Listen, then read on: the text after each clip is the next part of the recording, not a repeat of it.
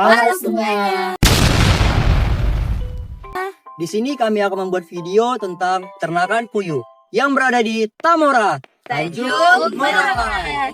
Saksikan keseruan kami dari awal sampai akhir. Dadah. Bye bye.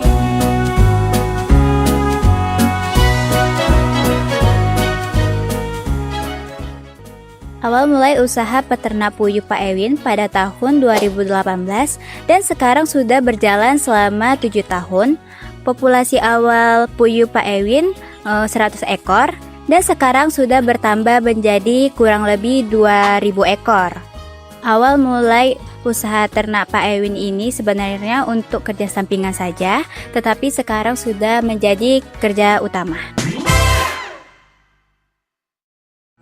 Sistematika dari burung puyuh. Untuk kingdomnya termasuk ke dalam Animalia. Untuk filumnya burung puyuh termasuk ke dalam Chordata. Untuk kelasnya burung puyuh termasuk ke dalam Aves. Untuk ordonya burung puyuh termasuk ke dalam Galliformes. Untuk familia termasuk ke dalam Phasianidae. Untuk genusnya burung puyuh termasuk ke dalam Coturnix. Untuk spesiesnya burung puyuh terdiri atas berbagai macam, mulai dari Coturnix atau burung puyuh liar. Kemudian ada juga Coturnix japonicus atau yang biasa dikenal dengan burung puyuh Jepang. Adapun ternak burung puyuh dari peternakan Pak Ewin ini adalah burung puyuh Jepang. Di sini saya akan menjelaskan terkait tata pelaksanaan kandang. Nah, untuk peternakan puyuh Pak Ewin ini sendiri itu tidak termasuk lokasi yang sering terkena banjir. Namun, untuk peternakan puyuh Pak Ewin ini belum termasuk ke dalam lokasi yang strategis. Dikarenakan jarak antara kandang peternakan puyuh Pak Ewin ini dengan tetangga masih terbilang dekat. Sehingga kotoran dari puyuh ini sendiri masih sedikit mengganggu lingkungan sekitar. Nah, di sini terdapat 2 jenis kandang. Ada kandang starter dan kandang dewasa. Yang dimana kandang starter ini memiliki tinggi sekitar 142 cm dengan panjang 123 cm dan dengan lebar sekitar 110 cm. Di sini untuk kandang dewasa itu berbentuk persegi panjang yang dimana dibentuk menjadi 5 tingkatan.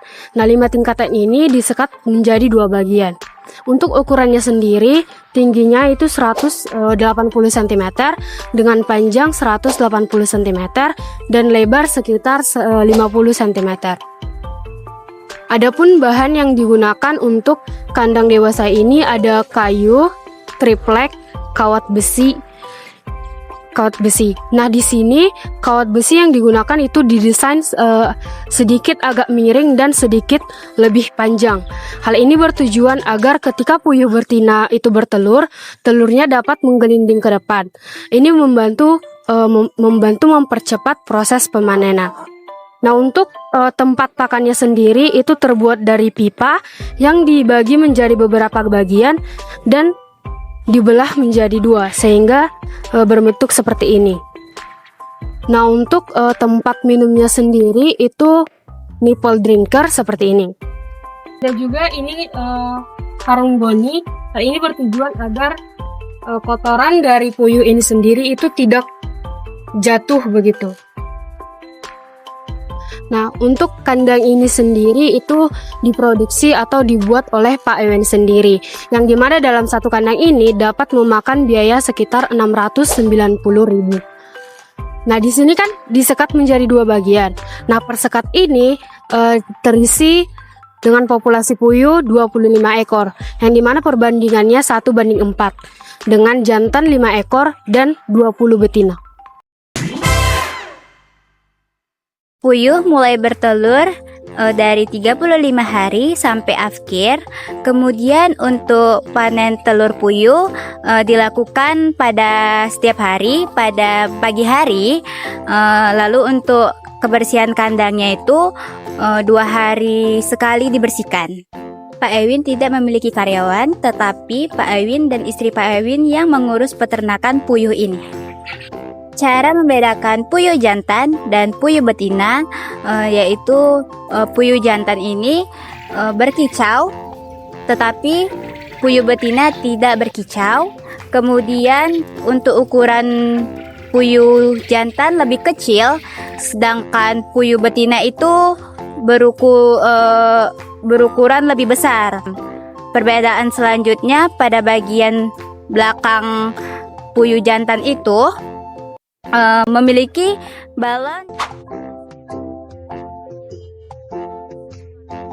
sedangkan pada bagian belakang betina tidak memiliki balon seperti puyuh jantan. Nah, jadi teman-teman, dikarenakan peternakan burung puyuh Pak Ewin ini komoditas utamanya adalah pembibitan burung puyuh, maka untuk produksi telurnya sangat diperlukan ya teman-teman. Nah, seperti yang kita ketahui, telur ini kan ada dua jenis ya teman-teman. Ada telur yang dibuahi oleh jantan, atau ada juga telur yang tidak dibuahi oleh jantan. Meskipun begitu, Bapak Erwin tidak memisahkan antara kedua jenis telur tersebut. Bapak Erwin akan mengambil semua telur, baik itu yang tidak dibuahi oleh jantan maupun yang dibuahi oleh jantan. Kemudian telur tersebut akan dimasukkan ke dalam mesin tetas dan kemudian akan menjadi bibit burung puyuh. Setelah itu, nah, dari kandang ini kan terlihat banyak sekali burung puyuh ya teman-teman. Dalam satu rak ini banyak sekali burung puyuh. Nah, besar kemungkinan terdapat beberapa burung puyuh yang istilahnya tidak kebagian pakan atau kalah bersaing dalam mengambil pakan. Nah, burung puyuh itu akan menjadi terlihat lebih kurus daripada burung puyuh yang lainnya. Nah, solusi dari Bapak Erwin, burung puyuh tersebut akan diisolasikan ke dalam kandang khusus untuk burung puyuh yang terlihat kurus tadi. Kemudian di sini juga teman-teman dapat lihat kalau terdapat banyak kotoran teman-teman. Nah, kotoran ini Pak Ewin akan membersihkannya dalam waktu 2 hari sekali. Nah, kotoran ini tidak dibuang secara cuma-cuma oleh Pak Ewin, melainkan diolah oleh Pak Ewin, yaitu dengan cara membersihkan kandang dari kotoran ini, kemudian dimasukkan ke dalam karung goni dan dijadikan sebagai bahan dalam pupuk kandang. Ini adalah alat penetasan telur yang dimiliki oleh Pak Ewin. Kapasitas dari satu alat penetasan seperti ini memiliki kapasitas 4.000 butir telur. Pada bagian bawah dilengkapi dengan wadah berisikan air sebagai pelembab tempat penetasan telur ini. Di dalamnya juga dilengkapi dengan temperatur termometer digital. Suhu ideal untuk penetasan telur ini ialah 37,7 derajat Celcius. Jika suhunya kurang dari situ, maka akan hidup otomatis untuk menghangatkan kembali telur-telur ini. Membalikkan telurnya menggunakan sistem seperti ini teman-teman.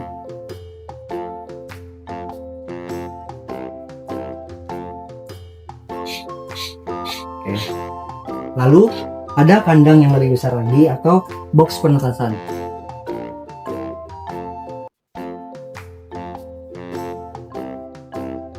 Ini adalah tempat penetasan telur dengan kapasitas 6.000 telur. Pada bagian sini dilengkapi juga dengan ventilasi udara untuk tempat berputarnya udara dari dalam. Setelah 15 hari dari tempat penetasan telur, di sini akan disimpan selama 2 hari. Setelah 2 hari akan menetas seperti ini teman-teman. Ini adalah telur puyuh berumur 1 hari.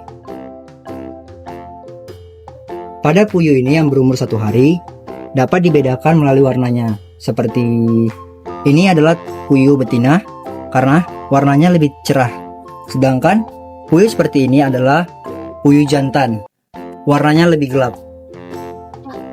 Tingkat keberhasilan menetas dari telur ini berada di sekitar 84% dari semua total telur yang ada.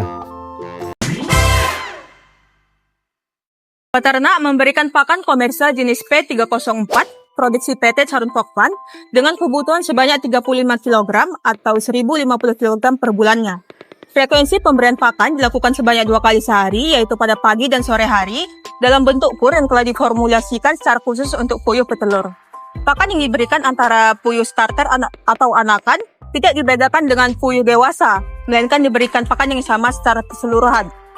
Untuk kebutuhan air minum, diberikan secara kontinu atau selalu tersedia dalam keadaan bersih dan segar di dalam wadah yang secara rutin dibersihkan untuk menjaga kualitas dan higienitas dari konsumsi.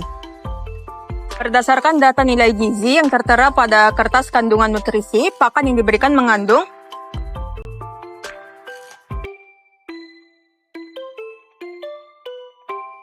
Berikut ini data tentang standar nutrisi pada puyuh.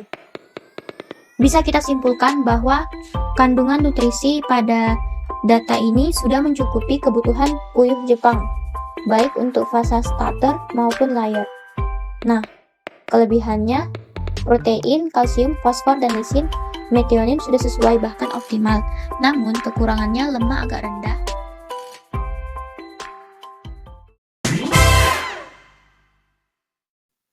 Pada tahun 2023, ternak puyuh Pak Ewin mengalami serangan penyakit, yaitu flu burung dan ende. Namun pada saat itu, Pak Ewin tidak dapat mengatasi dan mengakibatkan semua puyuhnya mati. Setelah mengalami kerugian, Pak Ewin kembali belajar dan kembali beternak dengan memberikan vaksin dan disinfektan. Di mana disinfektan yang digunakan merek Rodalon yang berfungsi sebagai antiseptik dan menghilangkan bau yang tidak sedap di dalam kandang. Nah, untuk pemberian vaksin, Pak Ewin memberikan vaksin per 3 bulan guna mencegah serangan penyakit flu burung dan ende. Selain memberikan vaksin, Pak Ewin juga memberikan vitamin, yaitu merek Vita Stress yang diaplikasikan di dalam air minum. Selain serangan penyakit, Pak Ewin juga menghadapi serangan hama, yaitu tikus dan kucing.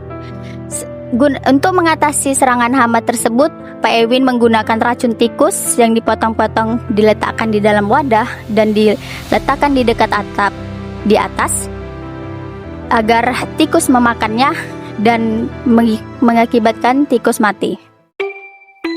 Nah, solusi yang tepat untuk menghilangkan gangguan kucing, maka sebaiknya kandang yang Pak Ewin kan terbuka, maka diganti dengan kandang yang tertutup untuk menghindari gangguan kucing atau hewan-hewan lainnya.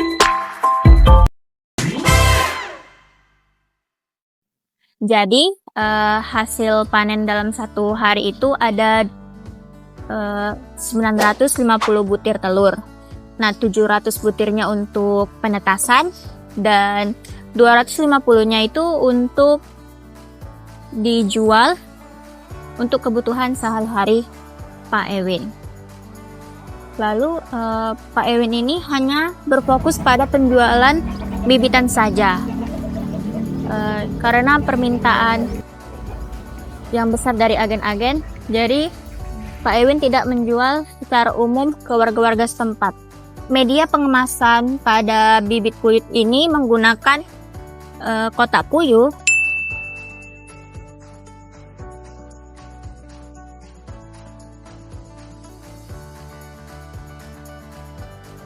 Jadi hasil tambahan dari peternakan puyuh Pak Ewin ini yaitu kotarannya yang dijual 10.000, satu karung itu isi setengah, jadi 25 kg.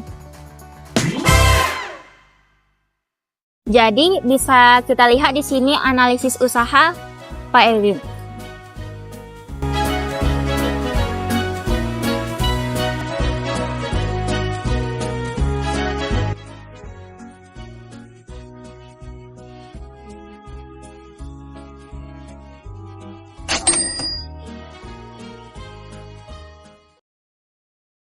Sekian dari kami.